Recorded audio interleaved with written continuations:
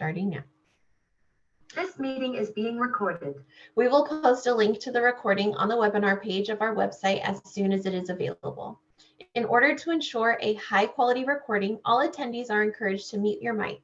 If you have any questions during the presentation, please type them into the question box in your Zoom control panel. I'll bring them up during the presentation, and we will also have time for questions at the end. Our presenter, Igor, is a compensation and human resources practitioner with extensive experience in practicing compensation and teaching business courses at a graduate level. For the last 2 decades, Igor held executive jobs in compensation and HR management in both government and private sectors. Now, without further ado, we will turn our time over to our presenter. Igor, take it away. Thank you, Marisa. Thank you for being here. I'm very happy to present this on behalf of CPS HR. And this presentation is about labor market outlook in 2022. And I'm going to start here. I understand that sometimes when you present compensation and labor market statistics, it can be a little bit dry. So we decided to jazz it up just a little bit.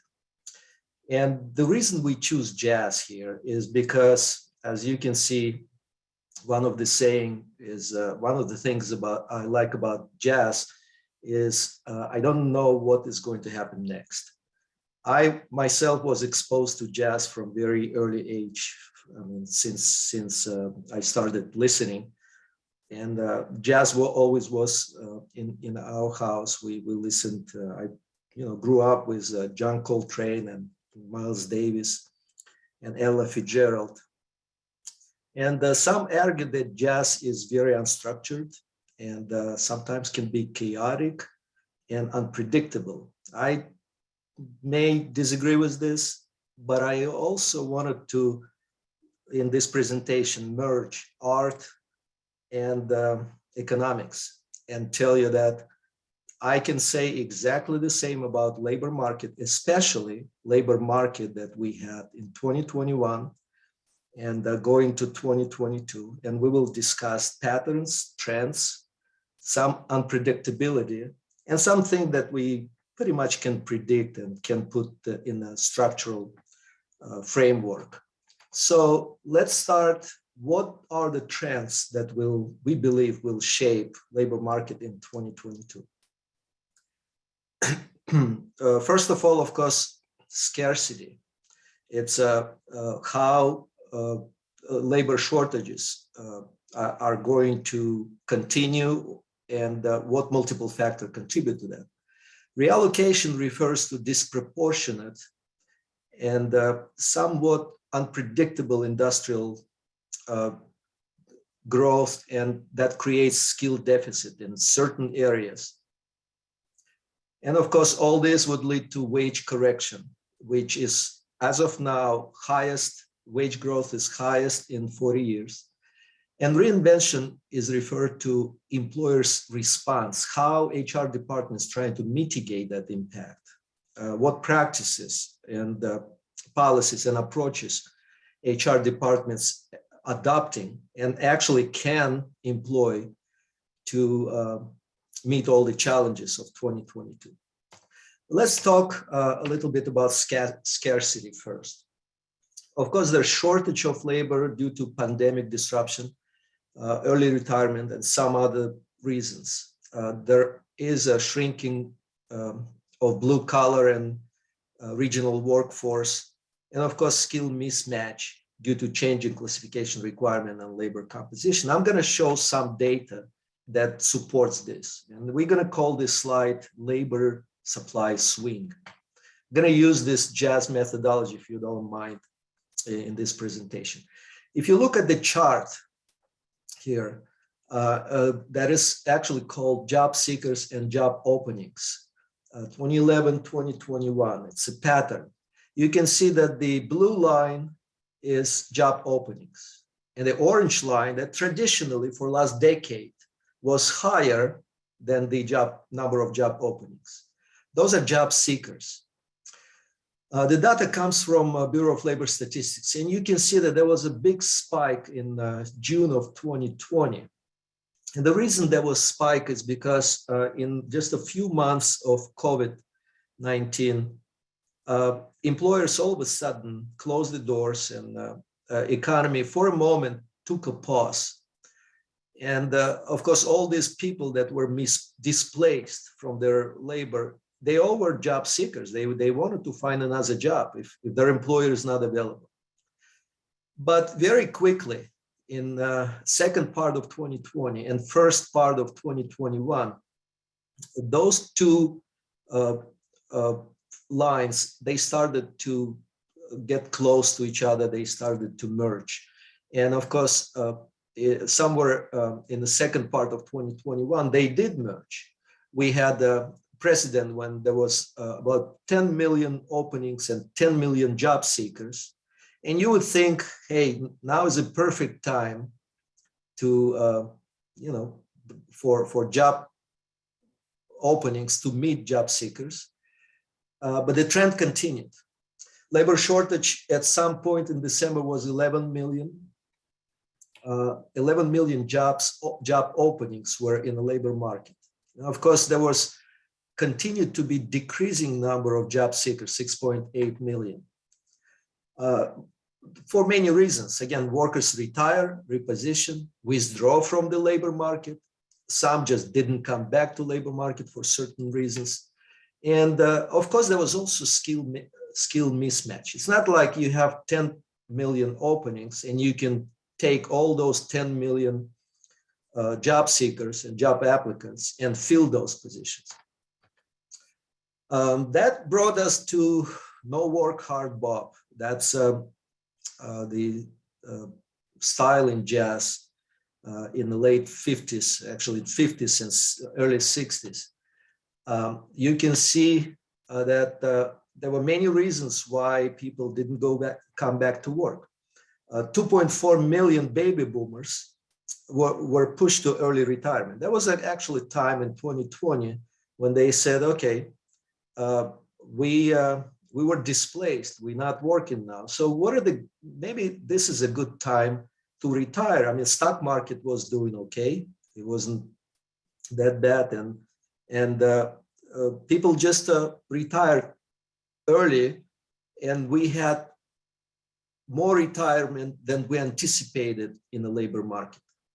Of course, there's 4.5 workers quit in November 2021. That's a big number. And they quit for many reasons. Some opened their own business. Some just didn't want to come back to work. Some changed their career path, decided to go to school. Rethink their career was very common at that time. And of course, some just said, we don't want to go back there. And there were multiple reasons for that. And you can see in the chart that the reason that called other exceeded 20%. We then, of course, look at the situation and realize that it all was exacerbated by blue-collar jobs blues, so-called.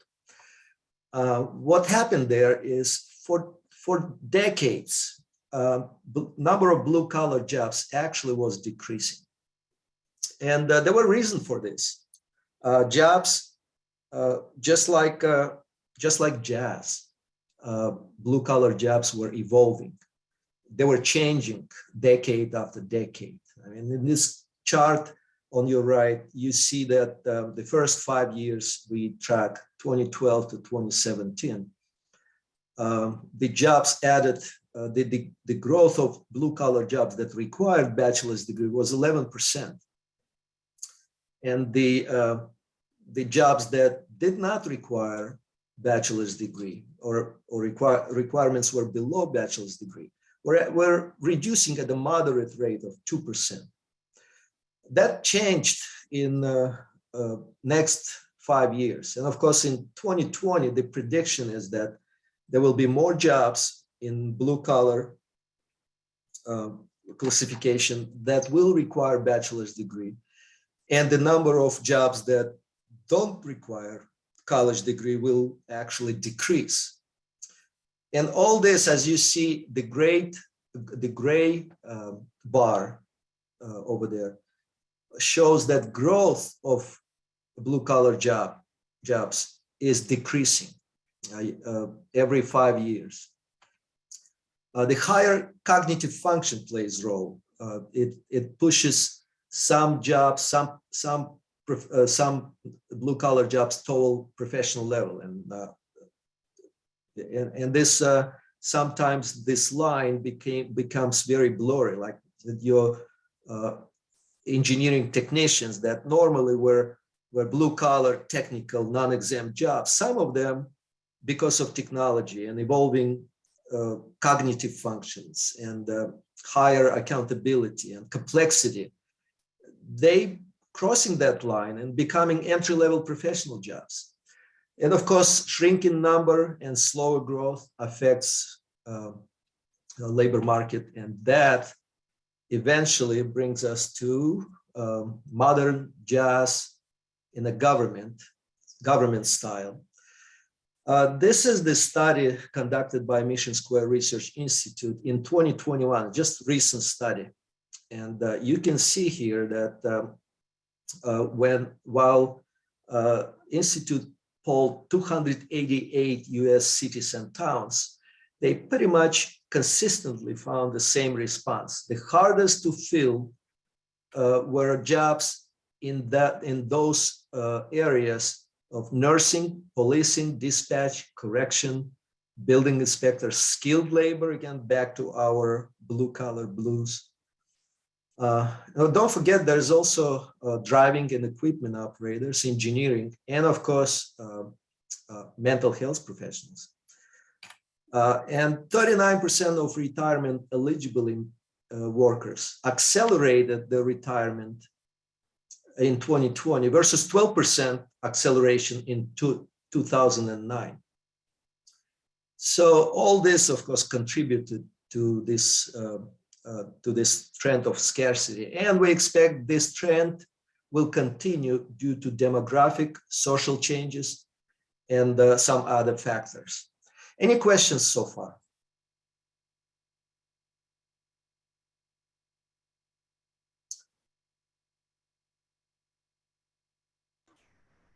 No questions in the chat, Igor. Okay, Marisa, thank you. And you can interrupt me anytime if there are questions, so we would answer or move on. So what is employers' response to these trends, to scarcity in the labor market?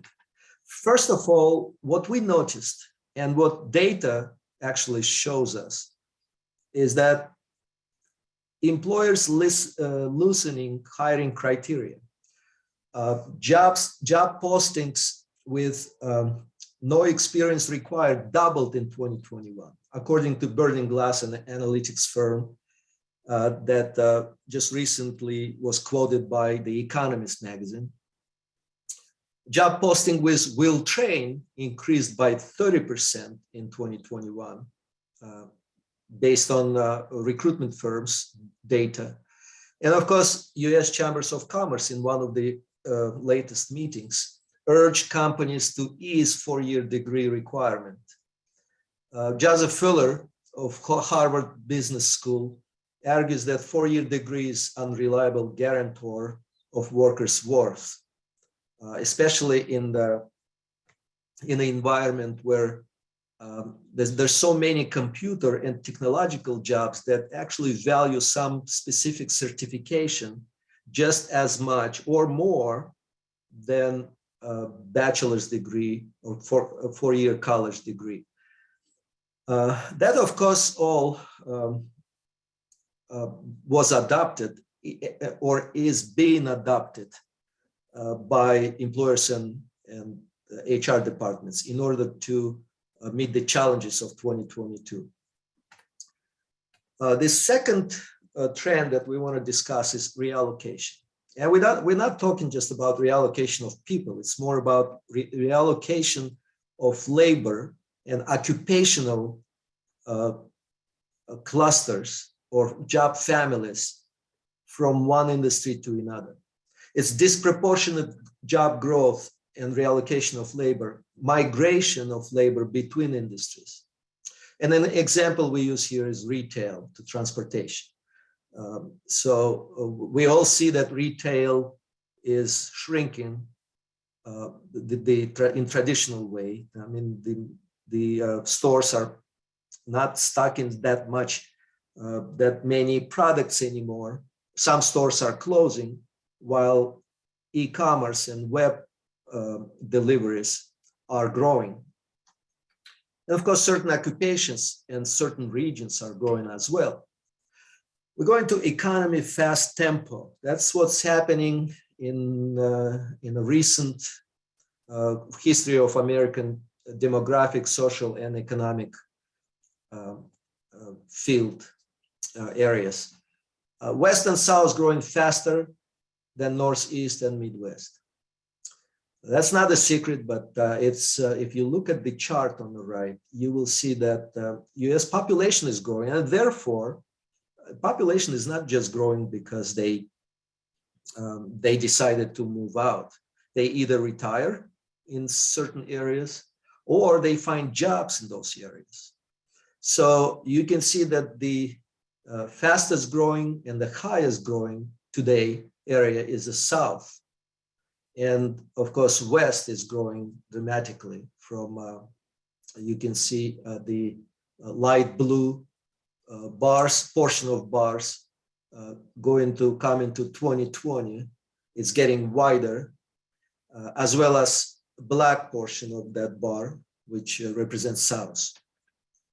Growing industries are telehealth, technology, healthcare, materials moving, transportation, many more, but those are the major industries we noticed, and they will continue growing. 2022 is no exception, unless some disruption will occur, which we hope not.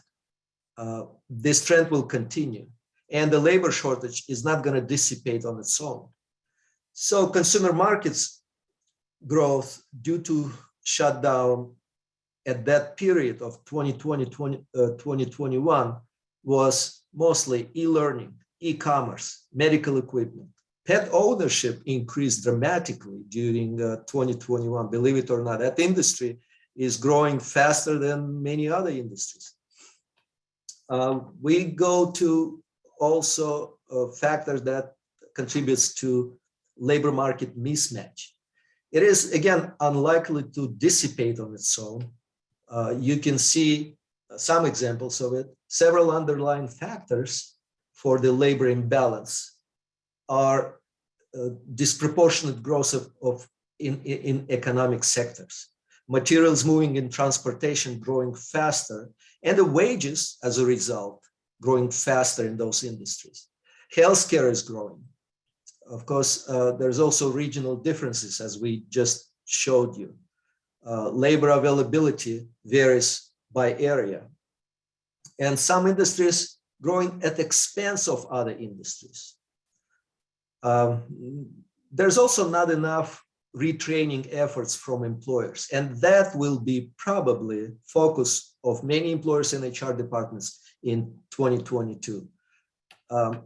Here's how it affects wage dissonance.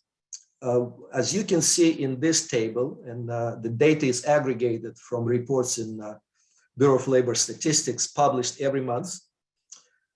You can see that in average for last decades, the indicator that is called employer cost index, which basically we call cost of labor or inflation of jobs. This indicator was 2.5 to 2.7% for wages and salaries.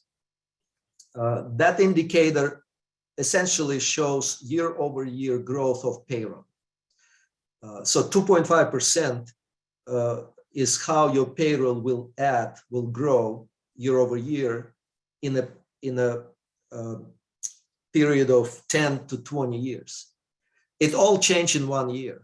You can see that September 2021, the average ECI for all civilian workers was 4.2%. Now, you also can see that in some occupations, that number is doubled or is much higher than the average. Look at service occupations, nursing residential occupations. Of course, transportation, again, and materials moving. Take a look at construction, extraction, and forestry. It's doubled. The increases are doubled in just 1 year. Now, don't also, we have to mention, and please take a look at the last 3 occupations and occupational groups: transportation, material moving, nursing, and services. They already were, in 2020, they already were higher than every other occupation. Look at 3.9% in transportation, materials moving. Growth of some jobs exceeded average ECI, employer cost index, as we discussed. Service, transportation, healthcare moving faster, and that trend already continues for a few years. Higher wages, of course, attract workers from other industries, and that's what's happening when employment groups reallocate from one to another. Migration between industries became very common. Change in occupations is common. Also, people stop doing what they're doing and looking for some other jobs, some other completely different, actually, occupational or completely different occupations or in different industries. We're going to wage corrections. Any questions so far?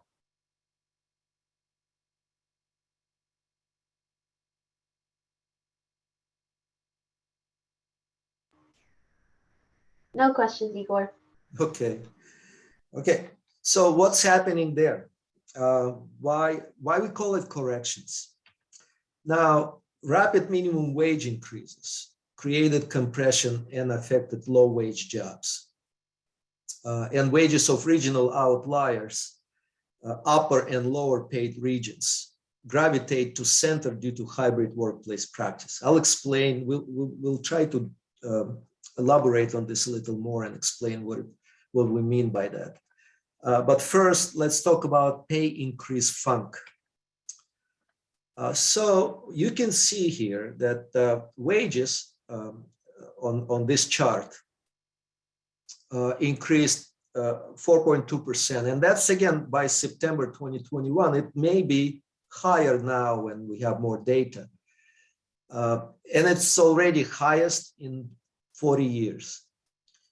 You see that the blue line here is the actual, I'm sorry, it's actually vice versa. The blue line is projected and the orange line is actual increases. So you can see that they were higher than projected by more than 30% in 2021. Inconsistent wage inflation adds to this trend. I mean, even though the average is 4.2, but some industries and some occupations actually saw wage increases much more than 4.2%, as you saw. And even those in health, you can find jobs that increased 10% or more than 10%. Some specialties in nursing, some support jobs, I mean, medical assistants are in very high demand now. Increases for some jobs doubled and tripled, and that's a statistical data.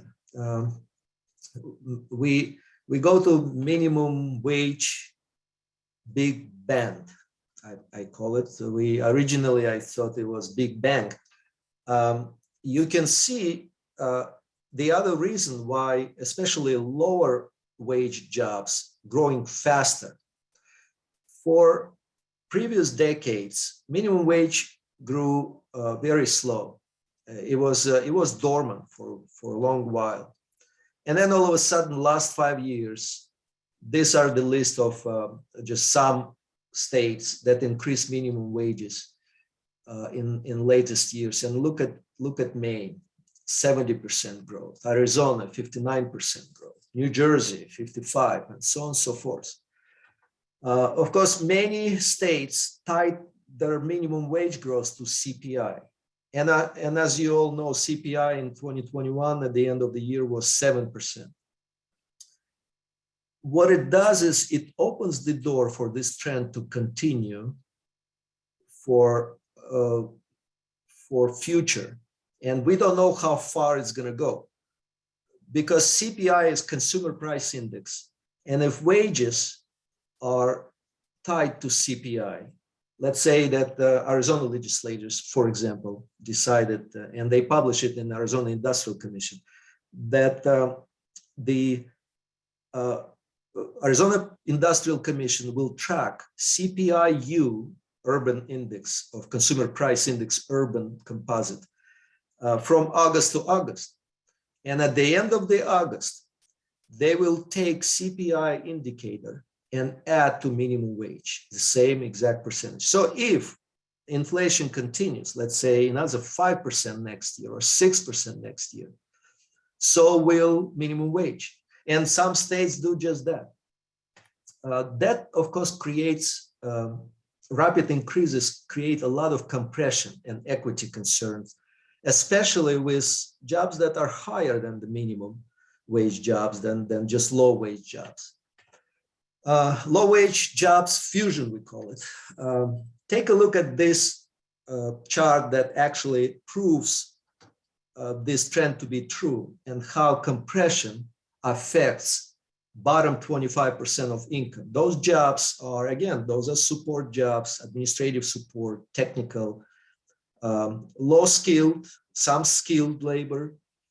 We call them low wage, non-exempt jobs. They are growing, you see the blue line, at 5.2%, while top 25% of income, so higher level job like top professional, management jobs, executive jobs, grew 2.7% a year. The gap between them is significant, and the gap is pretty much declaration, manifestation of that trend. Minimum wage pushes other jobs higher and creating compression, and many employers and organizations trying to deal with it by increasing wages. So rapid minimum wage growth created that trend. Shortage caused by post-COVID exit of labor exacerbated that trend. Not only we have to push those jobs and create decompression, administer decompression increases, but there's also job shortage. We cannot hire these people anyway. And of course, on top of that, I'm going back to blue collar job blues. On top of that, the shrinking of those technical jobs, those skilled jobs that we absolutely need in the economy, in our daily life. Migration of low-wage jobs to other industries. All this created this gap here, and we anticipate this trend will continue because 2022 will be when HR departments will adjust some of the wages again for decompression. More importantly, or with the same level of importance, is the pattern that changes classification design, not just compensation. You can see that changing skill framework is happening because jobs continue evolving. And as they evolve in the economy, you can see, this is the study conducted by McKinsey and Company. You can see that the next 10, 15 years, the pattern will continue where jobs will have less physical and manual requirements, less basic cognitive skills required, but higher cognitive skill increased. And of course, social and emotional. Those are like initiatives, entrepreneurship, creativity, leadership, teamwork. Those skills will be in higher value, and job classifications, the way we write them now, they would probably be better reflective of labor market and of a true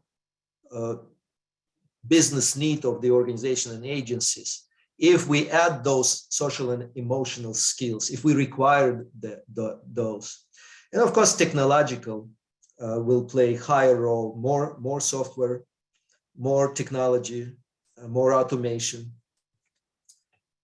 We going into part of this affected also benefits. And we don't know if benefits, I don't know if there's any studies that attest to correlation between, well, there is correlation between, some correlation between wage growth and growth of benefits costs and specifically healthcare premiums. We do not know that there is a direct causation, even though the correlation may be there, like they all both move upwards in this case, but we don't know that one causes the other. We knew also that, and this is Kaiser Foundation data that we track every year. They report that this pattern actually I've seen before 2011, that premiums, especially healthcare premiums, they increase even when minimum wage was dormant, was not growing that fast, even when wages were not growing that fast, or were growing at the normal, regular 2.5, 2.7% pattern. You can see that not only employers' portion, you can see that the increase in premiums in 5 years is 22%. Workers' contribution increased 13%, but on top of total premium increased 22%, but also workers' contribution increases. So employers pass those, at least part of those increases, as you can see, to employees. Now you can also see that employers adopt a bigger portion of those increases, still pay premiums, a larger portion of premiums for employees. We think that 2022 will be no exception. We anticipate the same pattern, and that this is something that HR departments and finance departments and leadership of our agencies, organizations need to budget for. So what is the HR response for wage corrections? What do we do? And what is it we as consultants see in the labor market there? First of all, we see that many organizations revisit market job values. Under job values, we imply just that. Each job has value that is expressed in dollar amount, in range, from minimum to maximum. Just a simple example would be the minimum for, again, just an example of electrician today is, let's say, $25, and the maximum is $40. And we have midpoint there.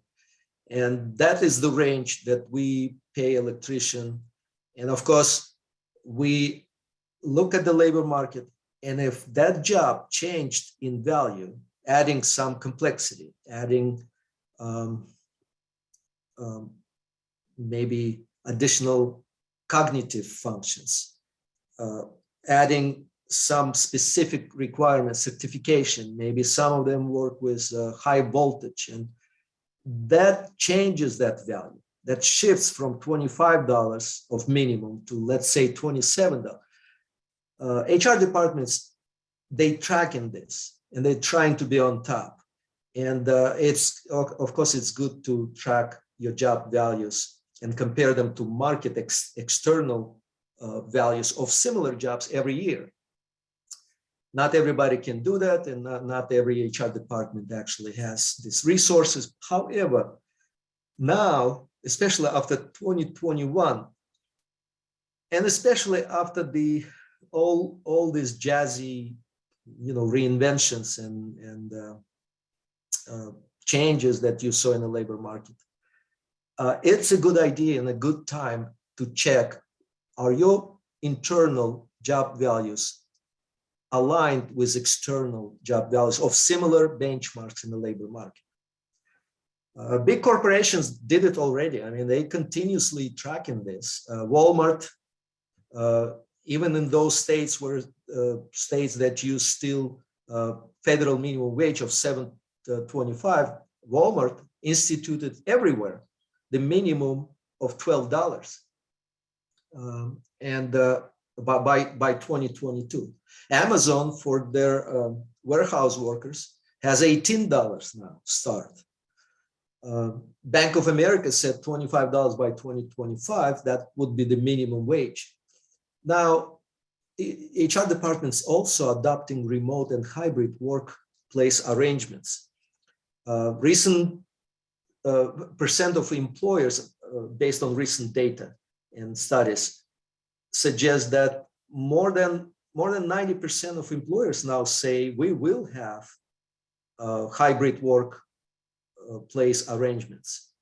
And of course, HR departments invest in training and try to make sure that the staff actually has additional skills, or their skills meet 2022 requirements and trends. So that's where we're going to reinvention. Let's talk about how HR departments may, some do, and some will reinvent themselves. Employers and HR departments adjust their practices to adapt to new realities. They have to reimagine and adjust classification structures, just like we discussed. Rethink skill framework. Discover new sources of qualified talent. Adapt new workplace realities like hybrid work, flexible schedules, etc., etc. And of course, promote DEI, diversity, equity, and inclusion, which became basically from HR practice in the past, became part of the organizational cultures for many organizations in United States and many agencies, due to social trends, due to changing employees' values, and so on and so forth, and opinions, and so on and so forth. That gets us to the very important point that, okay, while we are looking for how to hire people and how to fill the jobs and deal with shortage, probably the very important activity or area that we need to focus on is, well, let's first try to retain the employees that we already have, how we can make them not to leave. So that's where we go into this retention ragtime. You can see why most people may stay. That's a study, a recent study, and it says that 67% of total separations happened voluntarily in 2020. So people quit. Some websites, publications, magazines call it Great Resignation, and I don't know if we have to go that dramatic, but many people quit. And of course, among factors that make people stay, while we have to know why they quit, but we also want to know what will make them stay. And that's what studies show us: meaningful work, sense of purpose, organizational culture, flexible work. Flexibility is very important now. They tasted this flexible work environment, remote work environment. Many of them don't want to go back. They taste it, they tried it, and they say, oh, wait a second, this is good. I like it. They got new pets. They have new furniture for their offices. They feel comfortable working in their pajamas, and they don't want to go back. And of course, compensation can be a factor, but not the main factor. That's also important point, that employees, when they underpaid, they feel unhappy, they feel undervalued. But when they paid properly, they don't feel happy. They just feel, I don't feel unhappy. If we go back, I don't want to take your time, and it's a completely different topic, but studies of Friedrich Herzberg called two-factor theories were attesting just to that, where we're discussing philosophical, psychological relationship between employee, between worker and the workplace. And he was suggesting in the mid last centuries, 50s, that hey, compensation doesn't make people happy. It makes people not feel unhappy. So don't think that compensation will resolve all your issues. I mean, you have to pay them fair and competitive, but it's not going to make them stay. Let's see remote work avant-garde. What happened? I mean, why are we talking about it so much? In the slide, in the chart, bar chart on the right, you can see that before pandemic, pre-COVID, 99% of employers said that majority of our staff must be at workplace, period. We want them here. We want them punch their time card. We want them sit in the table, in the chair, being at their desk when we need them.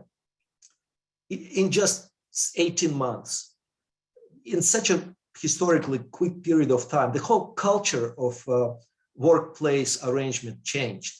10% now, only 10% of employers, based on this study, suggest that, majority of our staff still will be at work. And those probably industries that which you cannot actually, you cannot do those jobs in the remote work arrangements. But look at these numbers. 40% say only 50 and 80% will be at work, and 20 to 50% at work. Another 40% of employers say, only 20 to 50% actually must be at work. Everybody else can be remote. In November, just a reminder, 4.5 million workers quit their jobs. We make assumption that some of them went to other jobs and work remote and don't want to go back. Post-COVID expectation of remote work changed dramatically. And we don't know if it's coming back. I mean, technology is supporting this. I mean, I remember the web. I mean, I conducted these presentations on both local and national level for many years. I'm doing it now on the web. I mean, I don't see faces and I don't see reaction, but I hope it's acceptable and it's convenient for everybody.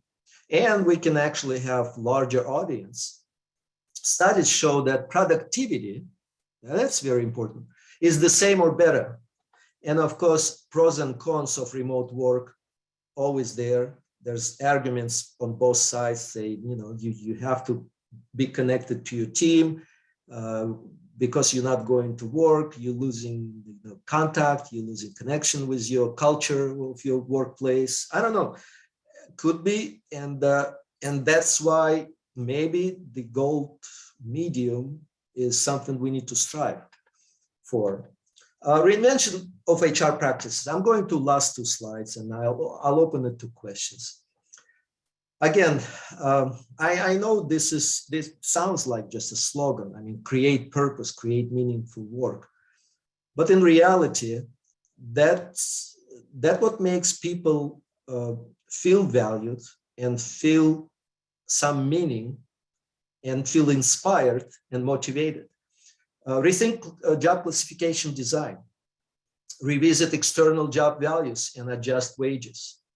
Again, remembering that, yes, the compensation will not make them happy, but it may contribute to their decision to stay. Administer decompression of wages affected by wage growth. Adopt flexible and hybrid workplace arrangements where needed and where it's reasonable, where it makes sense. And of course, strive for equity, diversity, and inclusion. This is the last slide. One of these studies identified five themes that stood out basically in retention of talent today. So people want to know why. And it energizes employees through meaningful work. If they know why they're doing it and what impact they bring communities, it makes their job more fulfilled. Invest early in relationship development with coworkers and managers. Communication, especially now and especially in this remote work and hybrid work arrangement, communication is critical. Workers need to know that there are people out there, their leadership that actually knows them, that understand them, and knows their issues, but has their requirements. Study found that organizations with high leadership scores actually also saw higher retention rates. That was correlation, and we assume again it's a causation, like better leadership policy, better leadership culture, better retention. Promote a culture of development. People don't like stale environment when they see no future. And of course, provide the resources and environment to balance stress and well-being. Motivate with both financial and non-financial incentives. With that, I'm gonna open this to questions.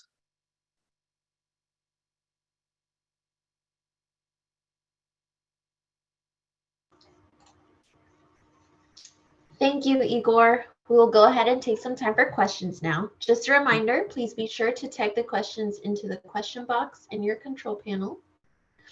I did get a lot of questions regarding whether or not you guys will have access to the slides. Answer is yes, you'll have access to the recording and the slides on our website within a couple days at least, or sooner.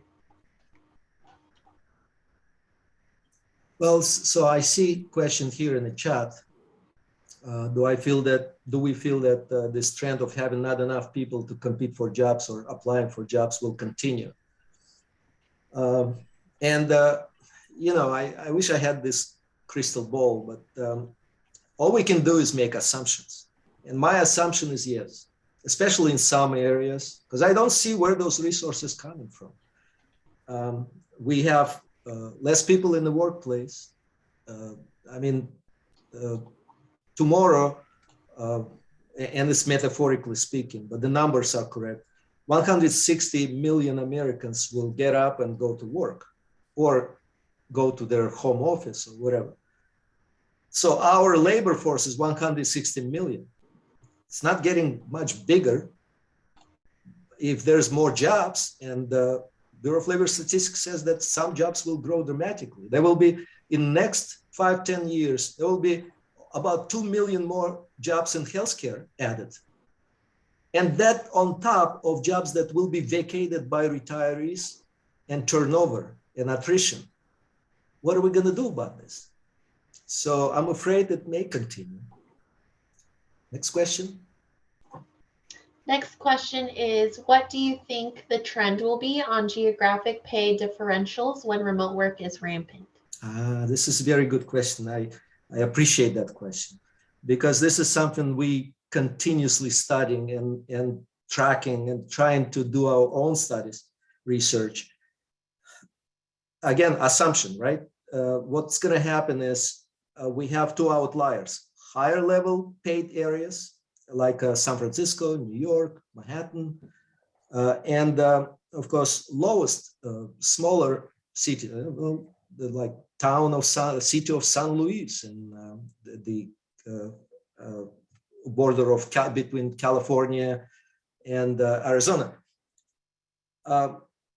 Because of remote work environment, outliers do not have to pay exuberant San Francisco type wages. They can pay lower, but San Luis cannot no longer maintain lower wages because there are remote work out there that pays much higher. So we see central tendency in work.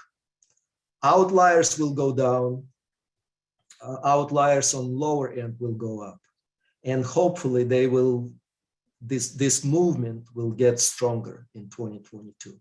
We expect that. Now, what it means is that if you're in rural area or small town, you have to compete with a lot of highly paid jobs. That's not the best news for you. Hope I answered your question.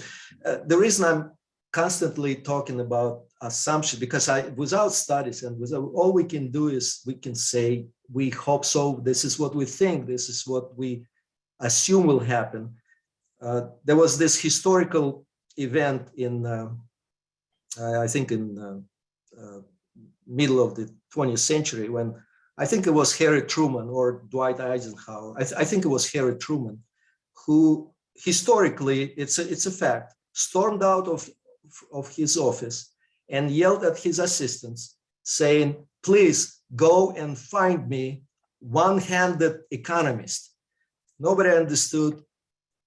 They asked for clarification, and he says, I needed economic advice. I'm tired of them telling me, on one hand, we agree, on the other hand, we think there's circumstances. But economics is all about assumptions. And, that's all we can do, make assumptions.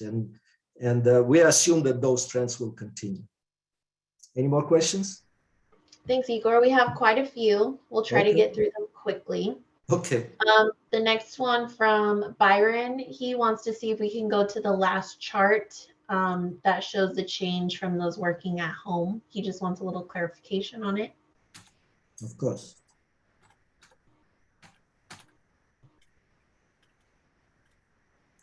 Okay, this one?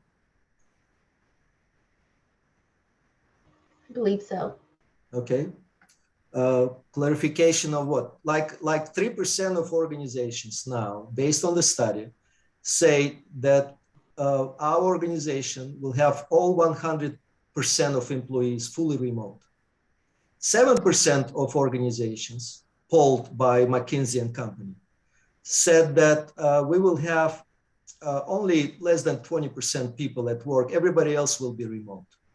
40% of organizations said we will have only 20 to 50% of our staff coming to work in the office. Everybody else will be remote. I hope it makes sense. Hopefully that answered your question, Byron. Yeah. Next, pre-COVID, it was 0. Yeah, next question. Sure. Next question is from Danae. She said, one of the slides referred to rethink job classifications. Can you tell us more about what that means? How many hours you have, Renee? Talking about job classifications. What I mean is that on one hand, you saw that the trend, HR department losing requirements for degrees and and they say we will train you. On the other hand, jobs evolve, they change, they become more complex, they need more independence, more autonomy, and more creativity, more initiative. Do we reflect these requirements in our job classification specifications, in our job descriptions? I'm not sure we always do. And that means that the job that we require employees to perform and the job description that we have are no longer consistent. And we need to address that. I hope I answered that question. Thanks, Danae. Next question is from Megan. She asks, do we see a trend of people leaving mid-paying jobs to take the new minimum wage jobs, especially in California where minimum wage is so high? Are we to see a migration to those jobs from the jobs that used to be mid-paying job range from 15 to 19-hour jobs? Jobs from what migration? From mid?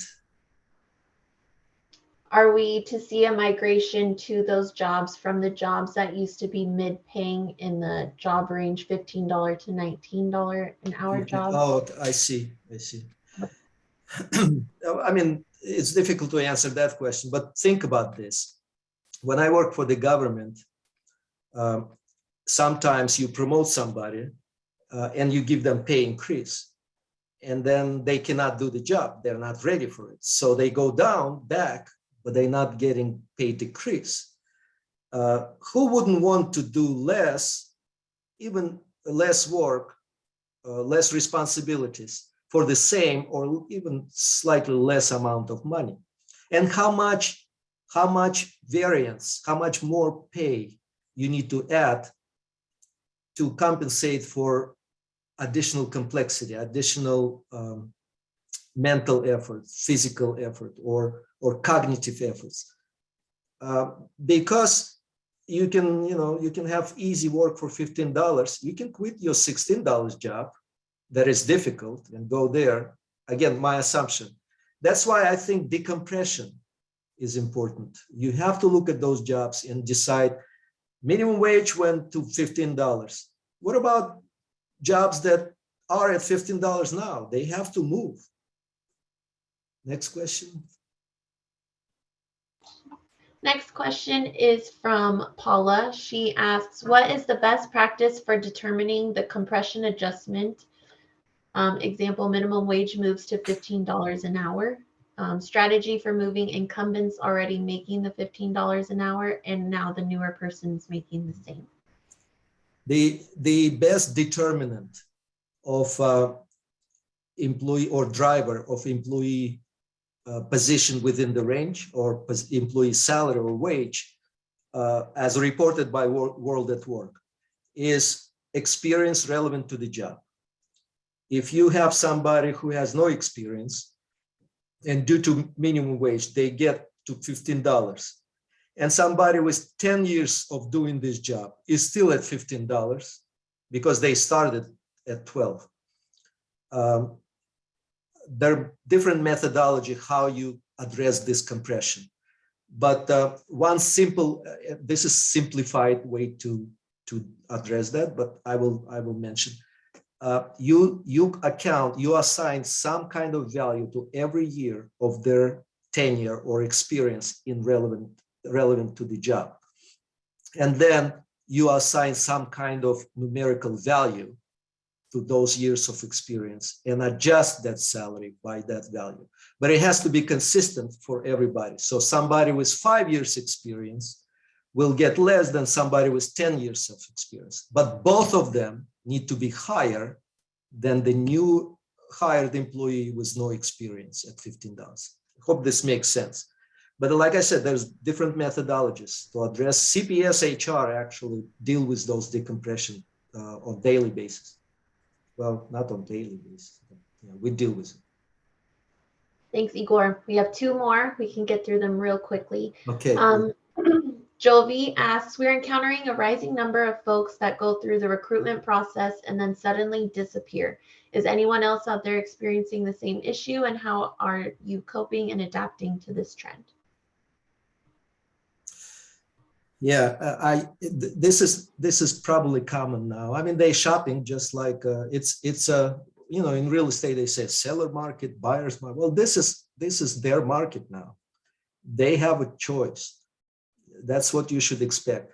The only way to address this is show them that you are better and why.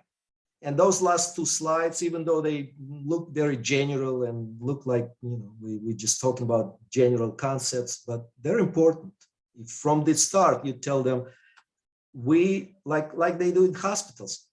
Do you want to say, like Steve Jobs, if you look at the Walter Isaacson's book on Steve Jobs biography, when he would CEO of PepsiCo, to come work as CEO at Apple, he told them, do you want for the rest of your life sell sugar water, or you want to come with me and make history? That's probably your strategy. Next. Okay, last one from India. If deploying a flexible remote work arrangement for a portion of the workforce internally, what are some alternative incentives for those on the team who are required to be on site, who cannot work remotely due to job responsibilities? This is very good question, because there's so many. I mean, first of all, you can substitute this by shorter weeks, longer days. You can adjust, you can make it flexible for employees the way you have to study what they need. Maybe there's childcare issue. Maybe they want to have 3 days off and work 10 hours a day. Maybe you institute just 1 day a week as a remote work and everything else. Certainly there's some administrative duties that can be done at home. So there's so many of those techniques that you can use, but yeah, you don't have to have them remote 100%. But you have to learn what is it they want. How I would start with the meeting with employees, how they see flexibility and life-work balance, and go from there. All right, thanks, Igor. That's all the questions we have in the chat. Is there anything else you wanted to cover before we wrap up?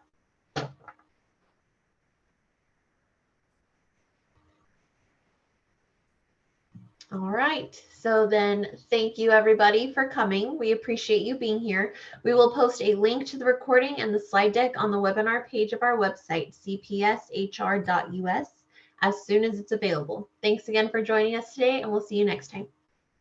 Thank you. Thank you.